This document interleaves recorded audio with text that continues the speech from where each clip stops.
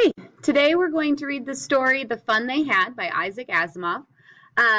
We're going to be looking for those same things we're always looking for, the repetition, the again and again, the contrast contradictions, all of the different signposts, as well as thinking about the idea of advancements in a society. So Margie even wrote about it that night in her diary. On the page headed May 17th, 2155. So I'm going to circle that because that gives me grounding of where we are in the future. She wrote, "Today, Tommy found a real book." It was a very old book. Margie's grandfather once said that when he was a little boy, his grandfather told him that there was a time when all stories were printed on paper. You have this copy, you can tell if there's a typo there, just fix it. So Margie's grandfather said that his grandfather told him. So we're talking many, many, many years in the past. They turned the pages, which were yellow and crinkly, and it was awfully funny to read words that stood still instead of moving the way they were supposed to. So already we have these contrasts and contradictions going on because we're like, no, they're not supposed to be moving. They're supposed to be standing still. That's what books do. On a screen, you know. And then when they turned back to the page before, it had the same words on it that it had had when they read it the first time. "Gee," said Tommy, "what a waste. When you're through with the book, you just throw it away, I guess? Our television screen must have had 1,000,000 books on it, and it's good for plenty more. I wouldn't throw it away." It's kind of like e-readers a little bit. I'm connecting here. "Same with mine," said Margie. She was 11 and hadn't seen many telebooks as Tommy had. He was 13. She said, "Where did you find it?" "In my house." He pointed without looking because he was busy reading. "In the attic." "What's it about?" "School." Maggie was scornful. "School? What's there to write about school? I hate school." Margie always hated school, but now she hated it more than ever. The mechanical teacher had been giving her test after test in geography, and she had been doing worse and worse until her mother had shaken her head sorrowfully and sent for the county inspector. So there's a mechanical teacher. I think it's interesting, though, because even though it's obvious school has changed because there's a mechanical teacher, she still hates school. So, you know, although some things change, some things stay the same. He was a round little man with a red face and a whole box of tools with dials and wires.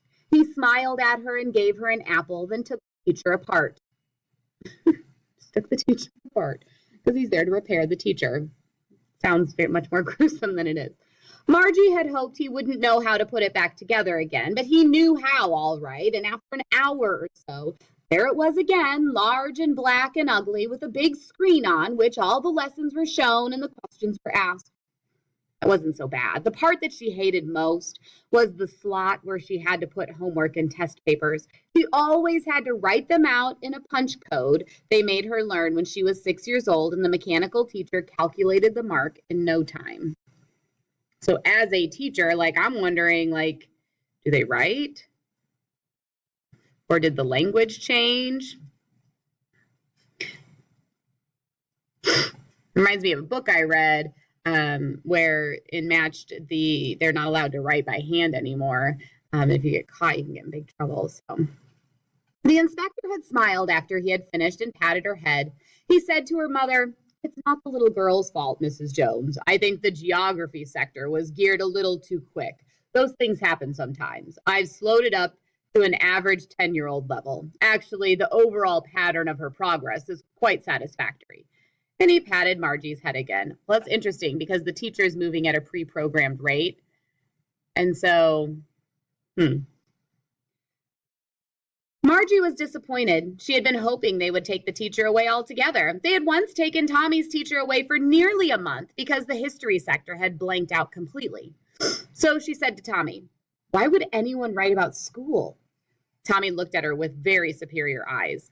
"Because it's not our kind of school, stupid. This is the one kind of school that they had hundreds and hundreds of years ago," he added loftily, pronouncing the word carefully. "Centuries ago." which is interesting because when you look at 2155, even 1 century ago is 2055, and then 2 centuries ago would have been 1955. So I wonder if he doesn't understand that, or if Asimov was like, it's probably going to happen sooner than later. All right, let's keep going. Margie was hurt. Well, I don't know what kind of school they had all that time ago. She read the book over his shoulder for a while and then said, anyway, they had a teacher. Sure, they had a teacher, but it wasn't a regular teacher. It was a man. So it wasn't a regular teacher. So their idea of the regular teacher is the mechanical. Again, this goes to that contrast and contradictions because we picture a regular teacher generally as a human. And so they're saying that, no, it was a human, it was a man. And then we have this over and over again of mentioning the teacher. So they're really trying to drive home this point. He's really trying to drive home this point of the teacher being mechanical versus a human. A man? How could a man be a teacher? Well, he just told the boys and girls things and gave them homework and asked them questions. That sounds about right, doesn't it? A man isn't smart enough. Sure he is. My father knows as much as my teacher. He can't. A man can't know as much as a teacher. He knows almost as much, I bet ya. Margie wasn't prepared to dispute that. She said, I wouldn't want a strange man in my house to teach me. So she's picturing the same setup that they have, but it's another man. And this, this kind of reminds me of how, like, as humans, it's easy for us, of course, to imagine the world we live in because we live in it. But as soon as we start talking to people who, maybe do school in a different way or live their lives in a different way, or, maybe they do dinner a different way even. Like when I say, okay, we're going to sit tonight, we're going to have dinner as a family. Some of you are picturing going out to eat. Some of you are like, yep, that's grab and go time because we all have sports. And some of you are picturing that we're all sitting down at the table, and some of you picture that we sit at the table, but we all made our plates in the kitchen. Some of you are picturing all of the food on the table.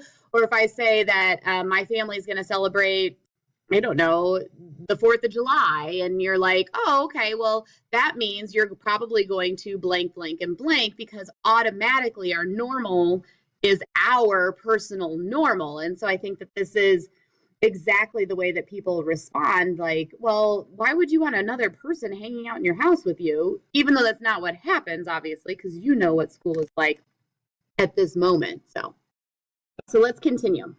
Tommy screamed with laughter. You don't know much, Margie. The teachers didn't live in the house. They had a special building and all the kids went there. And all the kids learned the same thing? Sure, if they were the same age. But my mother says that a teacher has to be adjusted to fit the mind of each boy and girl it teaches, and that each kid has to be taught differently. Just the same, they didn't do it that way then. If you don't like it, you don't have to read the book. Sometimes, I'll tell you, as a teacher, we do a lot more of this than you guys think we do, I think. I know it sounds like we don't, but we really do. I didn't say I didn't like it, Margie said quickly. She wanted to read about those funny schools. They weren't even half finished when Margie's mother called, Margie, school. Margie looked up. Not yet, Mama. Now, Mrs. Jones said, and it's probably time for Tommy, too. Margie said to Tommy, could I read the book some more after school with you? Maybe, he said nonchalantly. Nonchalant means like, no big deal. So remember, I talked to myself with parentheses. If you're not going to remember what nonchalant means, you're going to write no big deal on there because you want to make sure that you remember. That's a great word to know. A lot of you kind of act nonchalantly. He walked away whistling, the dusty old book tucked beneath his arm. Margie went into the schoolroom. It was right next to her bedroom, and the mechanical teacher was on and waiting for her. It was always on at the same time every day except Saturday and Sunday because her mother said little girls learned better if they learned at regular hours. The screen was lit up and it said, today's arithmetic lesson is on the addition of proper fractions. Please insert yesterday's homework in the proper slot. Margie did so with a sigh. She was thinking about the old schools they had when her grandfather's grandfather was a little boy. All the kids from the whole neighborhood came, laughing and shouting in the schoolyard, sitting together in the schoolroom, going home together at the end of the day. So now we have this repetition, this again and again. We have together. There's another word. Here we go. Sitting together. All the kids in the whole neighborhood. That's an idea of togetherness. So we'll talk about this part in just a minute because I think this is interesting. They learned the same thing so they could help one another on the homework test and talk about it one another. And the teachers were people. The mechanical teacher was hashing on the screen, when we add the fractions 1/2 and 1/4. Margie was thinking about how the kids must have loved it in the old days. She was thinking about the fun they had. So as we take a look at this piece and we talk about the idea of theme, I think it's interesting that, like, if I'm looking at Margie and I'm giving her advice or I'm talking to her as a person, like I keep thinking like her life is so different. So school is at home, with mechanical teacher. And then like what she's thinking about is how back in the day it was so much better, or it was so different, or how interesting it was, because she's saying it with a sigh, that the whole neighborhood went and there's togetherness. But what she doesn't know is that, sometimes, maybe there was some not niceness, or the difficulty of making friends, or how when you look at another situation that you think is so much better than the one that you're currently in, how we always look and we only see those things, we call it through rose-colored glasses, which means you're looking at it and you're really only seeing some of the really pretty stuff about it. And so when you look at the situation Margie's in, and you're like, oh, it'd be so nice to just wake up and my teacher is there and it's a robot, but then like you don't get the friend part, and you don't have the interaction with an actual human when you're learning something. And so taking a look at the situation you're in, that's what you know. And so when you look at, man, I wish I blank. I wish I had more money. I wish I was a sports star. I wish I was ... I wish I read, whatever it is, I wish blank. You think of the great things that come with that, but you don't necessarily consider the negative aspects of that. And so she doesn't like the situation she's in, and she's thinking that being in a regular school with regular kids brings everybody together, which this is true, but she's not thinking of any of the negatives of it.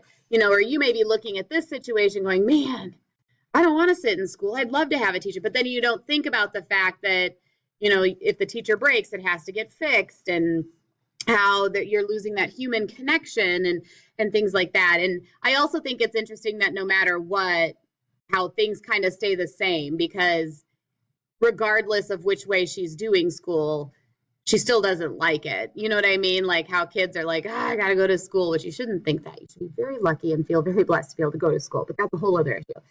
But you're like, I got to go to school, I got to do this homework, and how even though she has this mechanical teacher, it's still, she's like, it's school. So if you were to think about theme with this story, I don't know which way you'd go. Remember, you can start by giving Margie advice. You can start kind of looking at that whole picture. Maybe it's the idea that, sometimes when we want things that we don't have, we assume that the other thing is a lot better. Obviously, you have to reword that. Maybe it's the idea that, no matter how much things change, no longer going to school with the human teacher, they still kind of stay the same because she's still frustrated that she has to go to school and she doesn't want to do it. So I don't know. Maybe there's different ways that you can look at that element.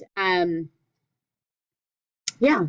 So how does change really change? So I don't know. And it's interesting too, because we looked at, and there will come soft rains, and the year in that one is 2026, and then this one is 2155. So I don't know why that's on my mind. All right, happy reading.